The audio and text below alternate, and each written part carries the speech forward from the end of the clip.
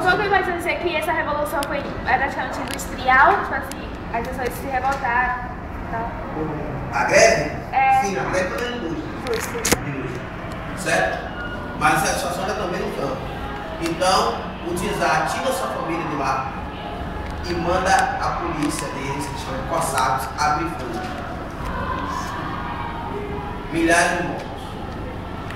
A situação do Tsar fez isso com a intenção. Qual é a intenção do Tsar? Qual é a intenção do Tsar? Abrir fogo, matar muita gente, assustar a população para que ela não fizesse nenhuma manifestação. Só que nem sempre tudo sabe o que você quer.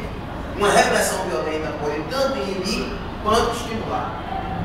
Nesse caso, estimulou. O povo se revoltou mais ainda, e em vez de 1 milhão, pararam 2 milhões de pessoas. Certo? Iniciaram ali o processo.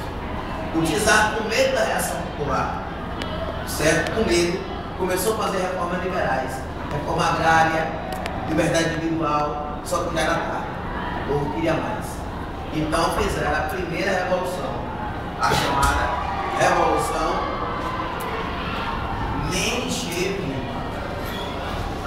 Quem fez a primeira revolução? O povo. Fez a primeira revolução, né? O povo fez a primeira revolução. A primeira revolução foi feita pelo povo, não é isso? Menchevique. Não, essa revolta foi Menchevique, é uma revolução burguesa. Menchevique é o partido da burguesia. Refugiados, igreja. Certo? Essa revolução menchevique tinha a intenção de dar mais liberdade ao povo, melhorar as condições. Só que eles tiveram um erro muito grande. Eles não retiraram a Rússia da Primeira Guerra. Não retiraram a Rússia da Primeira Guerra. Certo? E o que mais fazia a Rússia sofrer era a Primeira Guerra. Eu vou fazer uma pergunta bem clara. A Primeira Guerra influenciou na Revolução Russa? Não. Sim ou não? Sim, claro. Porque eu estou acabando de dizer que por não ter tirado a Rússia da Primeira Guerra, a situação piorou. Não tirou a Rússia da Primeira Guerra. Porque a Primeira Guerra estava matando 1 milhão de russos. Fora que destruiu 30% do território russo. Qual é a ideia do Menchevique, então? O que eles tinham que fazer? Imediatamente tirar a Rússia da guerra. Eles mantiveram a Rússia da guerra. Aí a situação piorou.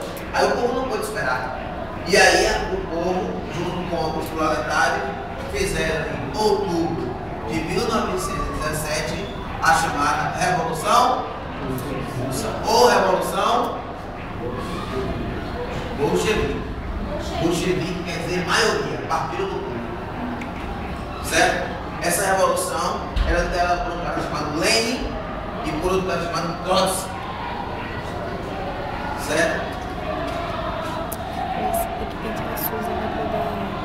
Lene e quem? E Trotsky. Essa revolução estabelecia naquele momento o socialismo na Rússia. Inicialmente a Revolução Russa foi marcada pela NEP, Nova Política Econômica, que era uma série de liberdades econômicas voltadas para o capitalismo. Na verdade era uma revolução socialista, mas com ideias econômicas capitalistas. Lenin dizia que era preciso dar um passo atrás para dar 2 à frente. Né? Certo? A nova política econômica conseguiu consertar a economia da Rússia e logo depois ele introduz as ideias chamadas de ideias leninistas ou as ideias, né, realmente voltadas para o socialismo. E a partir dali, a Revolução Russa entra nessa fase áurea, que é o socialismo na Rússia. Beleza?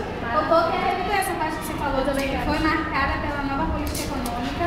E o senhor falou que era essa nova política econômica? É um capitalismo misturado ao socialismo, ou seja, a Rússia era politicamente socialista, mas a economia era capitalista. A nova política econômica tem ideias capitalistas, entendeu? Porque era busca, por que ele botou a ideia capitalista? Para estimular o povo russo a produzir, entendeu? Mas tem aí, viu, ele chama o jogador. Mas é bom assim, porque A nova política econômica é capitalista. E ao mesmo tempo. De ideias capitalistas, né? Porque você não tem uma ideia assim, pô, se é capitalista, se é socialista, por que a economia vai ser capitalista? Não pode, né? A economia é socialista. Mas você percebe uma coisa, Gabriel?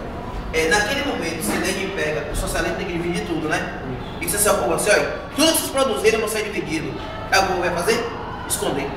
Porque o povo não está acostumado ainda, entendeu, Gabi?